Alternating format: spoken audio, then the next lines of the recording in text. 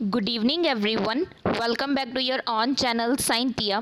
ਜਿਵੇਂ ਕਿ ਤੁਸੀਂ ਜਾਣਦੇ ਹੋ ਆਪਾਂ ਆਪਣੇ ਚੈਨਲ ਤੇ ਸਾਇੰਸ ਦੀ ਪ੍ਰਿਪਰੇਸ਼ਨ ਕਰ ਰਹੇ ਹਾਂ ਕੰਪੀਟੀਟਿਵ ਐਗਜ਼ਾਮਸ ਦੇ ਲਈ। ਉਹ ਸੀਟੈਟ ਦਾ ਐਗਜ਼ਾਮ ਹੋਵੇ, ਪੀਟੈਟ ਦਾ ਐਗਜ਼ਾਮ ਹੋ ਜਾਂ ਐਨਟੀਟੀ ਦਾ ਐਗਜ਼ਾਮ ਹੋ, ਈਵਨ ਮਾਸਟਰ ਕੈਡਰ ਦੇ ਲਈ ਵੀ। अगर तुसी चैनल ते न्यू तो चैनल को सबसक्राइब कर लो, बैल आइकन को प्रेस कर लो सो दैट तुहानू डेली दी अपडेट मिलती रहे। हाँ जी, अज फिजिक्स की आपां की है सीरीज़ नू कंटिन्यू करांगे जो तुहाडे मास्टर कैडर एग्जाम दे लई इंपॉर्टेंट होएगी। हाँ जी, अज आपां MCQ सीरीज़ करांगे एंड ये जो MCQs होणगे मिक्स होणगे, मिक्स MCQs होणगे किस दे फिजिक्स के। एंड तुसी कोशिश करनी है कि पहला तुसी खुद अटैम्प्ट करो दैन राइट आंसर नू चैक करो। ये नाल तुहानू अपनी की परफॉर्मेंस भी पता लग जाएगी। क्लीयर, स्टार्ट करते हैं सब तो पहला फर्स्ट क्वेश्चन दी।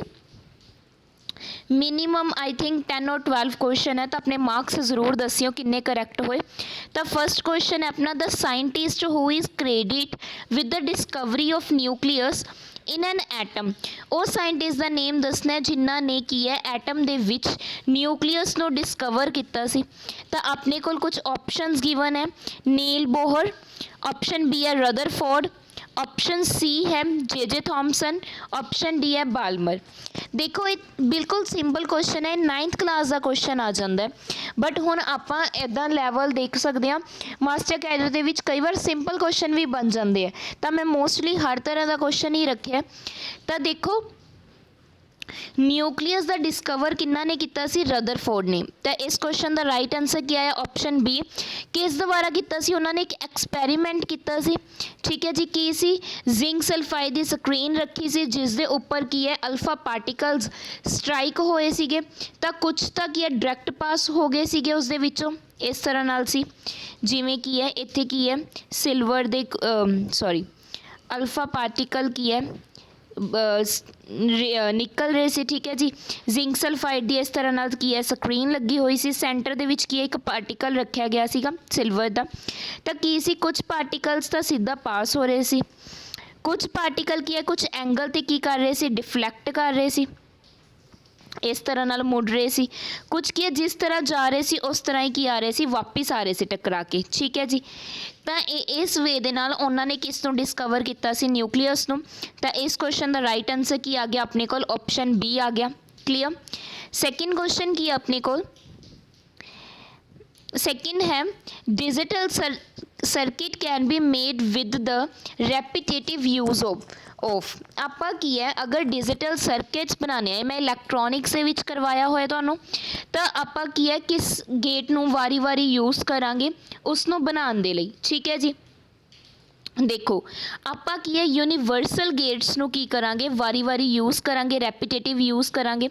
जदों आपा की है यूनीवर्सल गेट्स नू यूज़ करते हैं तो की है अपने कोल की तैयार हो जाता है, एक कॉम्बीनेशन बन जाता है जो की होएगा लॉजिक सर्किट बना देगा। की बना देगा, लॉजिक डिजिटल सर्किट बना देगा। तो इस क्वेश्चन का आंसर क्या आएगा, right answer option D NAND gate की है अपने को यूनीवर्सल गेट है। ठीक है जी, बट जो बाकी दिते हुए वो सिंपल लॉजिक गेट्स हैं। तो इसलिए आप की लवेंगे नैंड गेट क्योंकि ये दो का कॉम्बीनेशन बनता है। जो इसनों वारी वारी यूज़ करांगे तो अपने को एक सर्किट तैयार हो जाएगा। क्लीयर, नैक्सट की अपने को third question, which of the following logic gate consider as universal. मैं हुणे दस्या यूनीवर्सल किन्ना नू कंसीडर करते आप हुणे गल हो ही गई है। तो इस क्वेश्चन का राइट आंसर की आ जाऊगा नैंड गेट। नैंड गेट नू आप की कंसीडर करते हैं, यूनीवर्सल गेट कंसीडर करते हैं। तो इस क्वेश्चन का देखो नैंड गेट किस तरह नाल बनता है, जदों एंड गेट दे विच आपां की कर देंगे नोट लगा देंगे। हुण एंड गेट किस तरह नाल हुंदा है, एंड गेट किस तरह नाल होगा अपना आह की बन गया एंड गेट, इस दे नाल नोट लगाता तो की बन गया नैंड गेट। तो इस क्वेश्चन का राइट आंसर की आ गया, ऑप्शन बी आ गया। ठीक है जी, सॉरी। क्लीयर, नैक्सट आप गल करांगे नैक्सट क्वेश्चन दी। हाँ जी, नैक्सट क्वेश्चन देखो ये है इलैक्ट्रॉनिक्स के विचों है। तो इस तरह नाल मैं मिक्स क्वेश्चन बनाया, और डिजिटल इलैक्ट्रॉनिक्स के विचों सी ये जो अपनी इलैक्ट्रॉनिक्स है PN जंक्शन वाली लगा लो उस दे विचों लिया गया। ठीक है जी, सब तो पहला आप गल करांगे अपने फोर्थ MCQ दी। In an unbiased NP junction, जो अपना की है अनबायस्ड NP जंक्शन है, electron diffuse from N region to P region. N to P ਵੱਲ ਕੀ ਹੈ, ਇਲੈਕਟ੍ਰੋਨ ਜਾ ਰਹੇ। ਦੇਖੋ ਇਹ ਤਾਂ ਕਾਮਨ ਜੀ ਗੱਲ ਹੈ, ਇਲੈਕਟ੍ਰੋਨ ਐਨ ਟੂ ਪੀ ਵੱਲ ਜਾਣਗੇ ਕਿਉਂਕਿ ਐਨ ਕੋਲ ਇਲੈਕਟ੍ਰੋਨ ਹੁੰਦੇ ਆ ਔਰ ਪੀ ਕੋਲ ਕੀ ਹੁੰਦੇ ਆ, ਆਪਣੇ ਕੋਲ ਹੋਲ ਹੁੰਦੇ ਆ। ਠੀਕ ਹੈ ਜੀ, ਤਾਂ ਅਨਬਾਇਸਡ ਐਨ ਪੀ ਜੰਕਸ਼ਨ ਹੈ ਤਾਂ ਇਲੈਕਟ੍ਰੋਨ ਕਿੱਧਰੋਂ ਜਾ ਰਿਹਾ, ਐਨ ਟੂ ਪੀ ਰੀਜਨ ਵੱਲ ਜਾ ਰਹੇ हैं। ठीक है जी, तो ऑप्शंस देखने हैं, कारण दसने क्यों की रीजन है इसका मेनली। फर्स्ट रीजन की दिता होया, आई थिंक अपन इरेज करना पएगा। हाँ जी, फर्स्ट ऑप्शन है hole in P region attract them, उन्होंने अट्रैक्शन हो जाती है। ऑप्शन बी है electron travel across the junction due to potential difference, potential difference की वजह नाल इलैक्ट्रॉन ट्रैवल होंदे है। ऑप्शन सी है इलैक्ट्रॉन का कॉम्बीनेशन है जो एन रीजन दे विच ज़्यादा हो जाता है as comparison to P region. Clear. Option D है only electron move from N to P region not vice versa. देखो जी, जो ऑप्शंस दिते हुए हैं ना बिल्कुल सिंपल दिते हुए हैं, तो ये तो देखो इस क्वेश्चन का राइट आंसर की होएगा अपने को ऑप्शन सी होगा।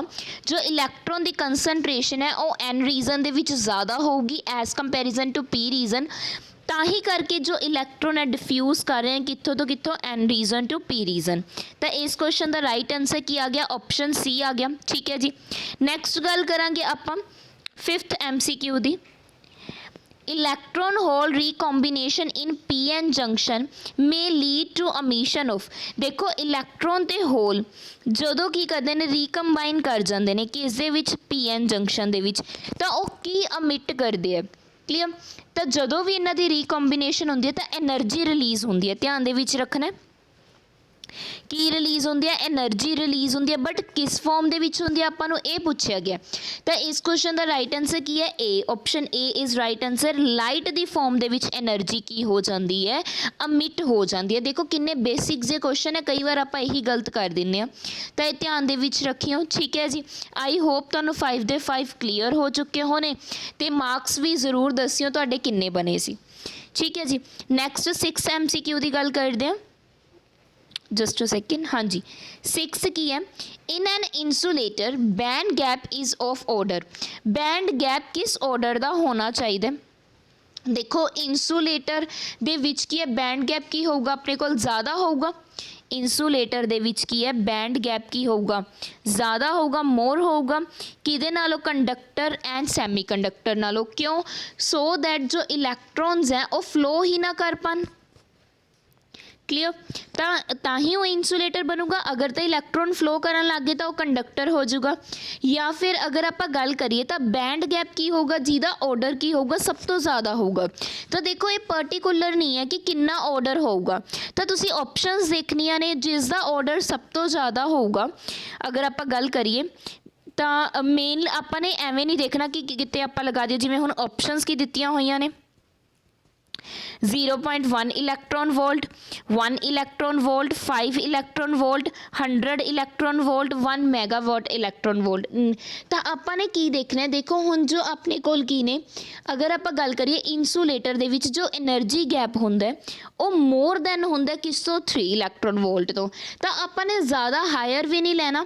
ठीक है जी, तो अगर आप गल करिए इस दे विच राइट आंसर दी तो वो कितना आ जाऊगा अपने कोल, ऑप्शन सी 5 इलैक्ट्रॉन वोल्ट। किते ज़्यादा दे चक्कर 100 ले लो नहीं। ठीक है जी, तो इंसुलेटर दे विच कितना हो जाता है एनर्जी गैप अपने कोल 5 इलैक्ट्रॉन वोल्ट हो जाता है। क्लियर। तो इस तरीके नाल ध्यान दे विच रख लियो। नैक्सट अगर आप गल करिए नैक्सट क्वेश्चन दी, हाँ जी, नैक्सट अपना आई थिंक 7th क्वेश्चन है। The energy gap in case of which of the following less than 3 electron volt. देखो मोर दैन 3 इलैक्ट्रॉन वोल्ट किस दे विच सी, इंसुलेटर दे विच। लैस दैन 3 इलैक्ट्रॉन वोल्ट किस दे विच होगा, जो कि होगा या तो कंडक्टर या कि होगा अगर आप गल करिए सैमी कंडक्टर। देखो जो सैमी कंडक्टर है उसका जो अगर आप गल करिए सैमी कंडक्टर इसका एनर्जी गैप कितना होंदा है 1 electron volt to 3 electron volt. Clear. ये ध्यान दे विच रखना है। तो जो मैटल्स होणगियां मीनस जो कंडक्टर है इन्हां दे विच तां कोई गैप ही नहीं हुंदा, कंडक्टर दे विच तां कोई गैप ही नहीं हुंदा क्योंकि यह की हुंदे ने एक दूजे नूं की करदे हुंदे आ इस तरह नाल ओवरलैप कर लैंदे आ जिहदे नाल इलैक्ट्रॉन ईजली फ्लो हो जांदे आ। तां जो इंसुलेटर हुंदे ने उन्हां दा ग्रेटर दैन 3 ਇਲੈਕਟ੍ਰੋਨ ਵੋਲਟ, ਔਰ ਜੋ ਆਪਣੇ ਕੋਲ ਸੈਮੀਕੰਡਕਟਰ ਹੁੰਦੇ ਨੇ ਉਹ ਲੈਸ ਦੈਨ 3 ਇਲੈਕਟ੍ਰੋਨ ਵੋਲਟ ਹੋ ਜਾਂਦੇ ਆ। ਕਲੀਅਰ। ਤਾਂ ਹੁਣ ਆਪਾਂ ਨੇ ਕੀ ਦੇਖਣਾ ਹੈ, ਇਹਨਾਂ ਦੇ ਵਿੱਚੋਂ ਸੈਮੀਕੰਡਕਟਰ ਕਿਹੜਾ ਹੈ। ਦੇਖੋ ਜੋ ਆਪਣੇ ਕੋਲ ਆਇਰਨ ਹੈ, ਕੋਪਰ ਹੈ, ਐਲੂਮੀਨੀਅਮ ਹੈ, ਇਹ ਸਾਰੀਆਂ ਕੀ ਨੇ, ਮੈਟਲਸ ਨੇ, ਤਾਂ ਇਹ ਤਾਂ ਰਾਈਟ ਆਂਸਰ ਹੋ ਹੀ ਨਹੀਂ ਸਕਦਾ। ਤਾਂ ਸੈਕਿੰਡ ਦਾ ਰਾਈਟ ਆਂਸਰ ਕੀ ਹੋ ਗਿਆ, ਆਪਸ਼ਨ ਸੀ ਜਰਮੇਨੀਅਮ, ਜੋ ਕੀ ਹੈ ਆਪਣੇ ਕੋਲ ਇੱਕ ਸੈਮੀਕੰਡਕਟਰ ਹੈ ਜਿਹਦਾ energy gap less than 3 electron volt ਹੋਏਗਾ। ਕਲੀਅਰ ਹੋਇਆ। ਨੈਕਸਟ ਆਪਾਂ ਗੱਲ ਕਰਾਂਗੇ 8th MCQ ਦੀ। 8th MCQ ਦੇਖੋ, which of the following quantities for the nucleus is independent of its mass number। ਇਹਨਾਂ ਦੇ ਵਿੱਚੋਂ ਕੀ ਹੈ ਜੋ ਕੀ ਹੈ ਮਾਸ ਨੰਬਰ ਤੋਂ ਇੰਡੀਪੈਂਡੈਂਟ ਹੁੰਦੀ ਹੈ, ਉਹ ਦੱਸਣਾ ਹੈ ਤੁਸੀਂ। ਠੀਕ ਹੈ ਜੀ। ਤਾਂ ਸਭ ਤੋਂ ਪਹਿਲਾਂ ਅਗਰ ਆਪਾਂ ਗੱਲ ਕਰੀਏ ਆਪਸ਼ਨਸ ਦੀ, ਤਾਂ ਡੈਂਸਿਟੀ ਦਾ ਤਾਂ ਫਾਰਮੂਲਾ ਹੀ ਕੀ ਹੁੰਦਾ ਆਪਣੇ ਕੋਲ, ਮਾਸ ਪਰ ਯੂਨਿਟ ਵੋਲਿਊਮ। ਤਾਂ ਇਹਦਾ ਤਾਂ ਕੋਈ ਰਿਲੇਸ਼ਨ ਹੀ ਨਾ ਹੋਇਆ ਮਾਸ ਨੰਬਰ ਨਾਲ। ਮਾਸ ਨੰਬਰ ਕਿਸ ਨਾਲ ਰਿਪਰੈਜ਼ੈਂਟ ਕਰਦੇ ਆ, ਏ ਦੇ ਨਾਲ। ਦੇਖੋ ਮਾਸ ਦੇ ਨਾਲ, ਮਾਸ ਦੇ ਵਿੱਚ ਵੀ ਆਪਾਂ ਮਾਸ ਨੰਬਰ ਏ ਨਾਲ ਲਿਖਦੇ ਹੀ ਆ, ਮਾਸ ਦੇ ਵਿੱਚ ਤਾਂ ਮਾਸ ਨੰਬਰ ਲਿੰਕ ਹੋਊਗਾ ਹੀ। ਵੋਲਿਊਮ ਦੇ ਵਿੱਚ ਵੀ ਆਪਾਂ ਕੀ ਲਿਖਦੇ ਆ, 4/3 ਪਾਈ ਆਰ ਕਿਊਬ। ਰੇਡੀਅਸ ਆਉਂਦਾ, ਫਿਰ ਇਹਨੂੰ ਕਨਵਰਟ ਕਰਦੇ ਆ ਅੱਗੇ ਆਪਾਂ ਮਾਸ ਨੰਬਰ ਤਾਂ ਰੇਡੀਅਸ ਨਾਲ ਵੀ। ਤਾਂ ਇੰਡੀਪੈਂਡੈਂਟ ਕੌਣ ਹੈ ਮਾਸ ਨੰਬਰ ਤੋਂ, ਆਪਣੀ ਡੈਂਸਿਟੀ ਜੋ ਮਾਸ ਪਰ ਯੂਨਿਟ ਵੋਲਿਊਮ ਤੇ ਕੀ ਕਰਦੀ ਹੈ, ਲਿੰਕ ਕਰਦੀ ਹੈ। ਠੀਕ ਹੈ ਜੀ। ਤਾਂ ਅਗਰ ਆਪਾਂ ਇਸ ਕੁਐਸਚਨ ਦੀ ਗੱਲ ਕਰੀਏ, ਆਈ ਥਿੰਕ ਹਾਂਜੀ, ਤਾਂ ਇਸ ਕੁਐਸਚਨ ਦਾ ਰਾਈਟ ਆਂਸਰ ਕੀ ਆ ਜਾਏਗਾ ਆਪਣੇ ਕੋਲ, ਆਪਸ਼ਨ ਏ ਕੀ ਹੋ ਜਾਏਗਾ, ਰਾਈਟ ਆਂਸਰ ਹੋ ਜਾਏਗਾ। ਡੈਂਸਿਟੀ ਇੰਡੀਪੈਂਡੈਂਟ ਹੁੰਦੀ ਹੈ ਮਾਸ ਨੰਬਰ ਤੋਂ। ਕਲੀਅਰ। ਨੈਕਸਟ 9th ਕੁਐਸਚਨ ਦੇਖਦੇ ਹਾਂ। If the radius of the mass number is 3 if the radius of a nucleus of mass number 3 is r। radius ਕਿੰਨਾ ਦਿੱਤਾ ਹੋਇਆ ਆਪਾਂ ਨੂੰ, ਰੇਡੀਅਸ ਆਪਾਂ ਨੂੰ ਦਿੱਤਾ ਹੋਇਆ, ਲਿਖ ਲੈਂਦੇ ਇੱਥੇ। ਰੇਡੀਅਸ r ਹੈ ਜਿਸ ਦਾ ਮਾਸ ਨੰਬਰ ਕਿੰਨਾ ਹੈ, 3। Then the radius of the nucleus ਪਤਾ ਕਰਨਾ ਹੈ ਜਿਸ ਦਾ ਮਾਸ ਨੰਬਰ ਕਿੰਨਾ ਹੋਵੇ, 81। ਮਾਸ ਹੁਣ ਆਪਾਂ ਨੂੰ ਕਿੰਨਾ ਦਿੱਤਾ, 81। ਰੇਡੀਅਸ ਕੀ ਕਰਨਾ ਆਪਾਂ ਨੇ, ਪਤਾ ਕਰਨਾ। ਠੀਕ ਹੈ ਜੀ। ਤਾਂ ਅਗਰ ਆਪਾਂ ਗੱਲ ਕਰੀਏ ਇਸ ਦੇ ਵਿੱਚ ਇੱਕ ਫਾਰਮੂਲਾ ਹੁੰਦਾ ਆਪਣਾ, ਉਹੀ ਕਰਦੇ ਹਾਂ। ਜਿਵੇਂ r ਇਜ਼ ਇਕੁਅਲ ਟੂ ਕੀ ਹੁੰਦਾ, r0 a the power 1/3। Clear. ਤਾਂ ਆਪਾਂ ਨੂੰ ਫਸਟ ਰੇਡੀਅਸ ਦਾ r ਦੇਤਾ। ਕਲੀਅਰ। ਕੀ ਕਹਿੰਦੇ ਉਹ r ਹੈ, r0 ਆਪਣਾ ਕੌਨਸਟੈਂਟ ਹੈ, ਇਹ ਕਿੰਨਾ ਦਿੱਤਾ ਹੋਇਆ ਸੀ ਆਪਾਂ ਨੂੰ ਮਾਸ, 3। ਤਾਂ 3 ਦੀ ਪਾਵਰ ਕੀ ਆ ਗਈ, 1/3 ਆ ਗਈ। ਠੀਕ ਹੈ ਜੀ। ਇਹਨੂੰ ਫਸਟ ਪੁਆਇੰਟ ਕੀ ਕਰ ਲਓ, ਮਾਰਕ ਕਰ ਲਓ। ਸੈਕਿੰਡ ਸਟੈਪ ਦੇ ਵਿੱਚ ਉਹਨਾਂ ਨੇ ਕੀ ਕਿਹਾ, ਕਹਿੰਦੇ ਰੇਡੀਅਸ ਕਿੰਨਾ ਹੋਊਗਾ, ਆਪਾਂ ਨੇ ਰੇਡੀਅਸ ਨਿਕਾਲਣਾ ਹੈ। ਕਹਿੰਦੇ ਰੇਡੀਅਸ ਕਿੰਨਾ ਹੋਊਗਾ, r ਡੈਸ਼ ਲੈ ਕੇ ਚੱਲੋ, r0 ਜਦੋਂ ਆਪਣਾ ਮਾਸ ਕਿੰਨਾ ਹੋਊਗਾ, 81। ਕਲੀਅਰ। ਦੀ ਪਾਵਰ 1/3।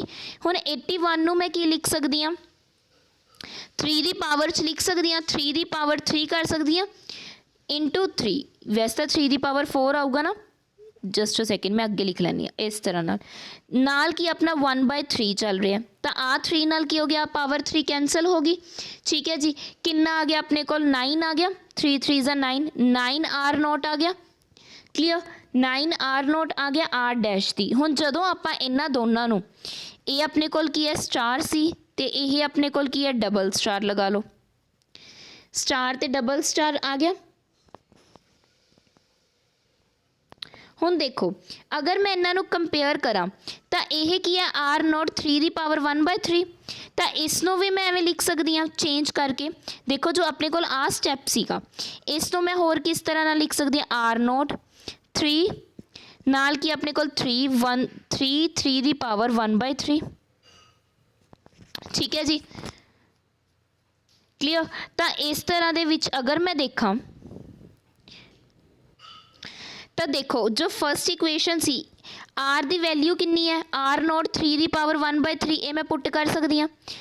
r0 3 ਦੀ ਪਾਵਰ 1/3 ਦੇ ਵਿੱਚ r0 ਆ ਰਿਹਾ, 3 ਦੀ ਪਾਵਰ 1/3 ਦੇ ਵਿੱਚ ਮੈਂ ਪੁੱਟ ਕਰੂੰਗੀ ਤਾਂ ਆਪਣੇ ਕੋਲ ਕੀ ਆ ਜਾਊਗਾ, ਇੱਥੇ r ਆ ਗਿਆ, ਆ 3 ਕੀ ਰਹਿ ਗਿਆ ਆਪਣੇ ਕੋਲ, ਬਾਹਰ ਆ ਗਿਆ। ਕਿਸ ਦੇ ਇਕੁਅਲ ਹੈ, r ਡੈਸ਼ ਦੇ ਇਕੁਅਲ ਹੈ। ਠੀਕ ਹੈ ਜੀ। ਆਈ ਥਿੰਕ ਆਪਾਂ ਠੀਕ ਕੀਤਾ। ਠੀਕ ਹੈ ਜੀ। ਤੇ ਇਹ ਕਿਸ ਦੇ ਇਕੁਅਲ ਆ ਗਿਆ, r ਡੈਸ਼ ਦੇ ਇਕੁਅਲ ਕਿੰਨਾ ਆ ਗਿਆ ਆਪਣੇ ਕੋਲ, 3r। ਇੱਕ ਵਾਰ ਆਪਾਂ ਨਾ ਉਹ ਚੈੱਕ ਕਰ ਲੈਂਦੇ ਹਾਂ, ਆਨਸਰ ਇਸ ਅਕੋਰਡਿੰਗ ਹੀ ਹੈ। ਤਾਂ ਆਨਸਰ ਕਿੰਨਾ ਦਿੱਤਾ ਹੋਇਆ ਆਪਣੇ ਕੋਲ, ਕੀ ਆ ਗਿਆ, ਆਪਸ਼ਨ A 3r। ਇੱਕ ਵਾਰ ਦੁਬਾਰਾ ਸੋਲਵ ਕਰਦੇ ਹਾਂ। ਠੀਕ ਹੈ ਜੀ। ਤਾਂ ਆਪਣੇ ਕੋਲ ਕੀ ਗਿਵਨ ਹੈ, ਦੇਖੋ ए किन्ना गिवन है 3 गिवन है। फॉर्मूला की होंगे R is equal to R naught A the power 1/3। Value put करती इधर आर ही रख लिया, आर नॉट 3 दी पावर किन्ना आ गया 1/3। ठीक है जी, इसको मार्क कर लिया स्टार। क्लीयर, फर्स्ट इक्वेशन होगी। सैकेंड इक्वेशन च कहते आर किन्ना होगा अगर मैं मास किन्ना पुट करदा 81 पुट करता, दी पावर किन्नी अपने कोल 1/3। हुण मैं 81 नूं किवें तोड़ां, मतलब ब्रेक करांगे तो 3 दी पावर दे विच करांगे, की बन जूगा आर नॉट 3 इंटू 3 दी पावर 3 3 3 ज़ा 9 3 ज़ा 27 इंटू अगर आप गल करिए। क्लीयर, उपर अपने कोल पावर किन्नी है 1/3। ठीक है जी, क्लीयर होया।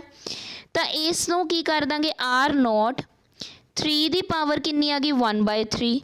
आ 3 नाल 3 कैंसल हो गया, किन्ना बन गया अपने कोल 3 बन गया। समझ गए ना, A3 नाल A3 आ पावर इस ते भी आऊगी। क्लीयर, तो हुण आपां यूज़ करांगे स्टार इक्वेशन नूं। तो आर नॉट 3 दी पावर 1/3 किस दे इक्वल है आर दे, आ किन्ना आ गया 3R इज़ इक्वल टू किस दे आर डैश चल रही है अपने। ठीक है जी, अपने कोल आर डैश चल रही है, तो यही तो रिलेशन सी। ठीक है जी, इत्थे थोड़ा स्टैप कन्फ्यूजन हो गई सी, तो ये बिल्कुल सही है। इस क्वेश्चन का राइट आंसर भी की आऊगा, ऑप्शन ए आ जाऊगा। क्लीयर, नैक्सट आप गल करते हैं अपने I think 8th 9th question है, चलो जिन्ना भी है। The ratio of the nuclear radii of the element mass दिता होया तो आपां ने रेडियस की रेशो निकालनी है, तो ये भी सॉल्व कर लें। की दिता होया आपां नूं मास दिता होया 216 एंड 125 M2, ये आपां नूं गिवन है, चाहे A1 A2 लिख लो। ठीक है जी, तो सब तो पहला अगर आप गल करिए तो इसका फॉर्मूला की होंगे R is equal to R naught A the power 1/3। Ratio पता करनी है तो डिवाइड दे विच ही आ जूगी। हाँ जी, डिवाइड दे विच आर नॉट, इत्थे A1 ले लो, इत्थे A2 दी पावर 1/3 आ गया। क्लीयर, तो इस तो बाद अगर मैं गल करा इत्थे R1 2 ले लो, R1 R2। क्लीयर, R1 आपां ने की लिया जिसका मास किन्ना अपने को 216, तो वैल्यूज़ पुट करांगे। सब तो पहला आर नोट कैंसल, 216 दी पावर किन्नी आ गई 1/3, नीचे किन्नी आ गई 125 दी पावर 1/3। तो इसको जो सॉल्व करांगे ध्यान नाल करांगे, 216 नूं मैं किस दी पावर लिख सकती हूँ 6 दी पावर लिख सकती हाँ। 6 6 36 इंटू 3 216 आ की आ गया 3 अपॉन 5 दी पावर 3, 5 5 25 इंटू 5 125 3 नाल 3 कैंसल, 3 नाल 3 कैंसल, रेशो किन्नी आ गई अपने को 6:5। ऑप्शन चेक कर लें एक बार, आई होप ठीक होवे।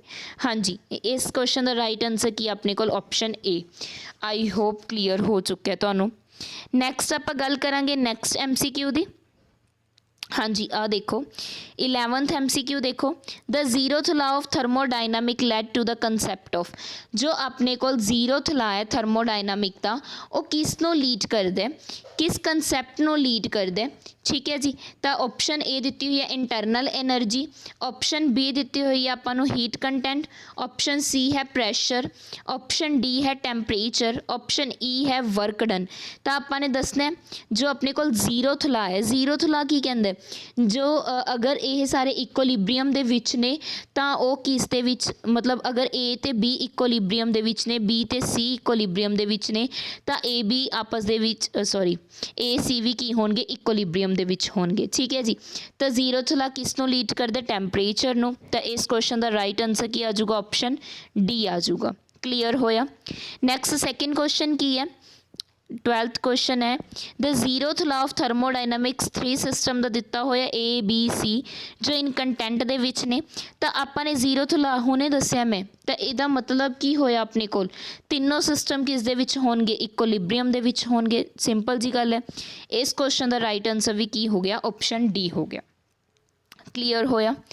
नैक्सट देखते हैं लास्ट क्वेश्चन 13, देखते हैं अगर तुहाडा होमवर्क बनता होया।